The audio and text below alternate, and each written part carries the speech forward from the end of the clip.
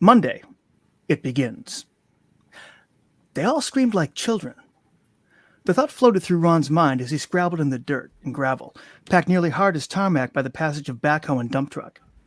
Both machines sat in the sight, and he could have driven the truck out of there, but he'd gone right past it in his headlong sprint, reduced to blind, panicked flight.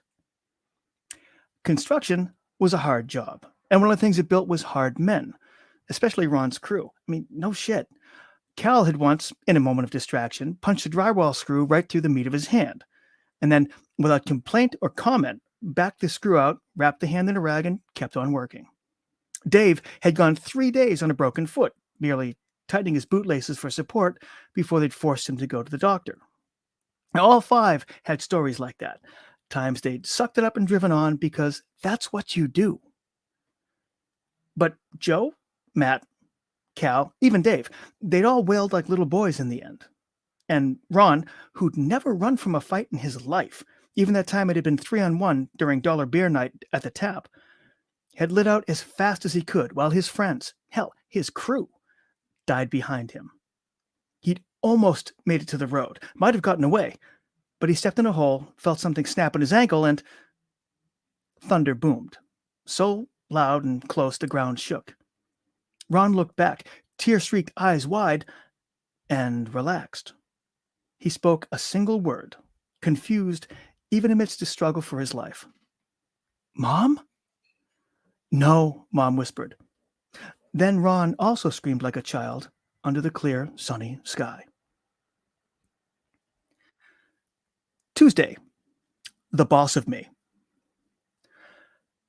Carl burst into the outer office, ignored the boss's current PA, and marched toward Max's door.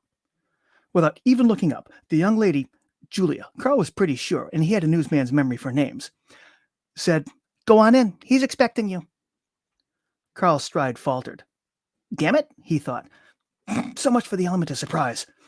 Too late to stop now, though. He lifted his chin to a degree that screamed indignation and burst into the inner office. "Max, Carl!" Max sat behind the desk. Big office chair leaned back to a ludicrous degree, ankles casually crossed atop the blotter, hands folded behind his head. "Been expecting you. Please." He indicated the visitor's chair with a deeply dimpled chin. "Take a seat."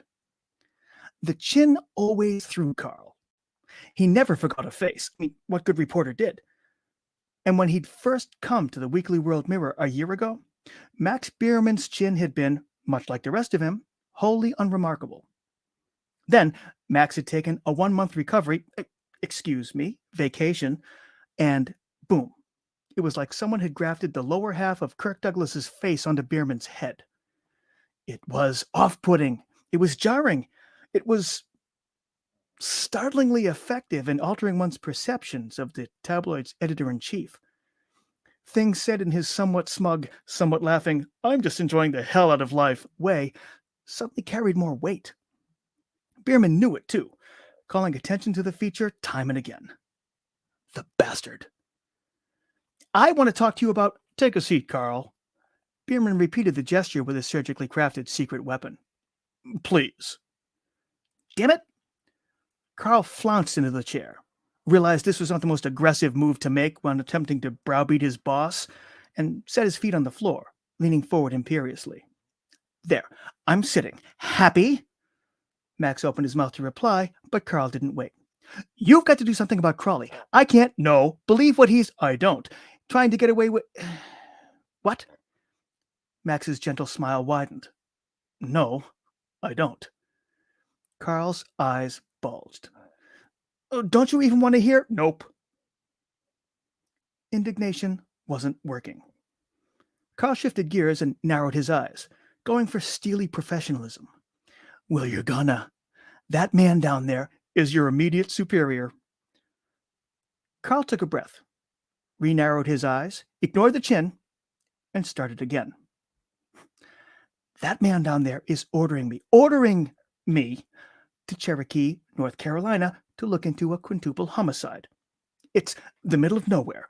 The cops have already solved it, and it's the middle of nowhere." He sat back with folded arms, accidentally slipping back into indignant. Contrary to popular opinion, you are a reporter. Max somehow flexed his dimple, the ruthless son of a bitch. And that sounds like news to me. Your editor says to cover it, you cover it. Case closed. I'm the best reporter in Boston. The best you've ever seen. It took me about 5 minutes online to look into this. Cherokee's in the Koala boundary, reservation land, so it was investigated by feds, not some bumbling local outfit. A crew clearing land for a strip mall was hit by some eco-terrorists. We can't call them that, or all the John and Jane Qs will think of bombs and planes and get all confused, so they'll be called an ecologically conscious group or some other bullshit. Said eco-terrorists to be named later. Probably once the tree huggers realize that unless they come forward and claim credit, they won't get any. Boom, done. It's looked into. I can write something up if you want, maybe do a follow-up once those Friends of the Forest chuckleheads give us a name, but Crowley wants boots on the ground. Your boots, Cherokee, North Carolina ground. Have a nice flight. Carl gaped, caught himself, and turned it into a slow, cat-like blink. I'm not going.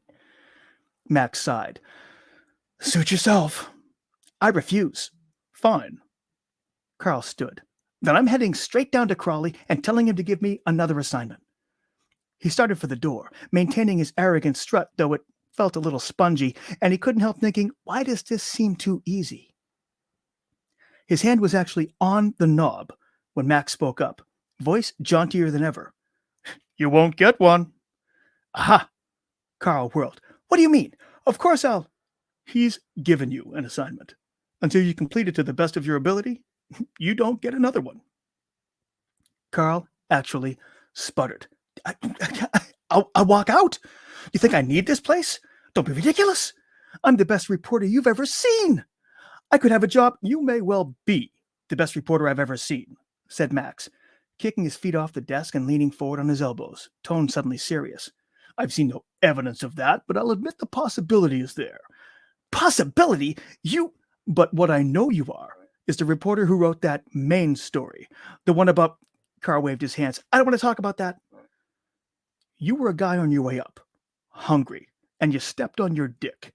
You wrote a story that got you fired. A story rejected by every paper in Boston, every paper in New England. A story only we would print. He waved a hand toward the framed front pages hanging behind him, Weekly World Mirror headlines shouting from the wall. Elvis probed me on an alien vessel. Man marries Sycamore, and they have kids. Bigfoot found in suburbs. He's a homeowner, people.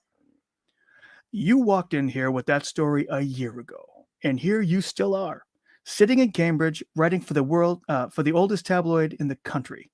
You've bitched the whole time that this place is beneath you, but as far as anybody out there in the real world is concerned, this is where you belong. Carl's fist balled. I don't belong here. You walk out that door. Max chinned toward the exit. Tell all those real world folks you can't even work here. And I give it a month before you're just some yobbo with a blog, babbling in Lavoie with nobody listening. Carl gaped again. That's you. I would never. He realized he felt about bloggers now the same way he felt about tabloids last year. He would never, ever stoop so low. And yet, here he still was. Shit.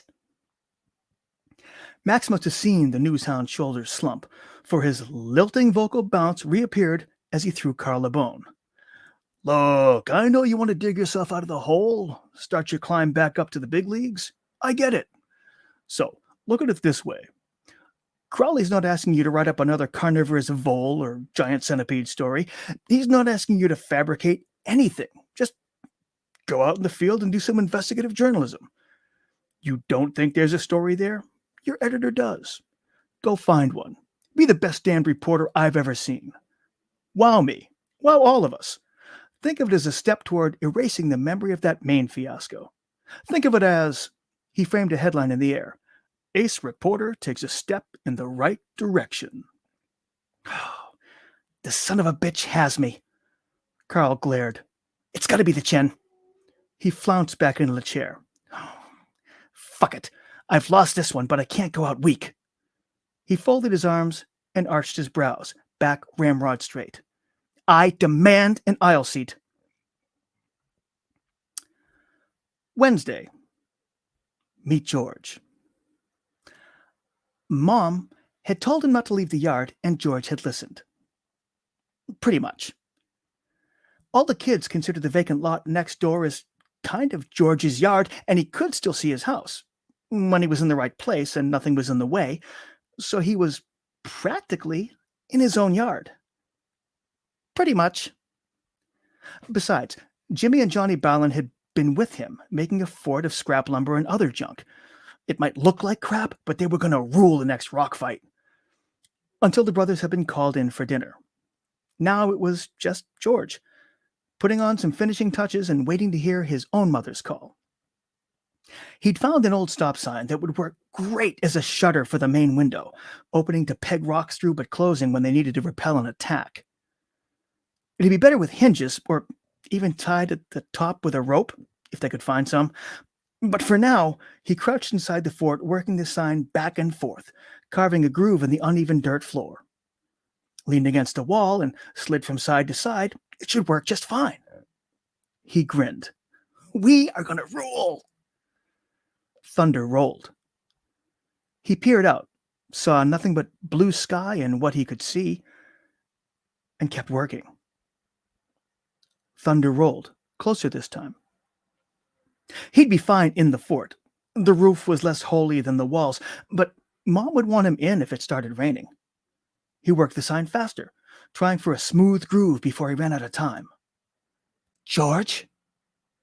Startled, he peeked out again. Grandma Watatuka, Mom's mom, stood at the edge of the small clearing in front of the fort. Grandma? Mom sent you to come get me? Smiling, the old woman nodded, beckoning with one hand. The other was tucked inside her sweater, like that guy he'd seen in history books, Napoleon Boner. He left the sign and went out to meet her. Did you come over for dinner? Then, as he drew near, worried about the pretty much, am I in trouble? Yes. Grandma's hand left her sweater and flashed across his vision. For a shocked moment, George thought his beloved grandmother had slapped him. Rather than heat and pain growing in his cheek, however, it was a sharp line across his neck. His surprised cry refused to leave his mouth, coming instead as a red splash against Grandma's suddenly gray face. Eyes wide, he reached for the pain, but everything he touched felt hot and wet. Grandma pushed him hard, and he went over backward to fall, choking and gurgling into the black.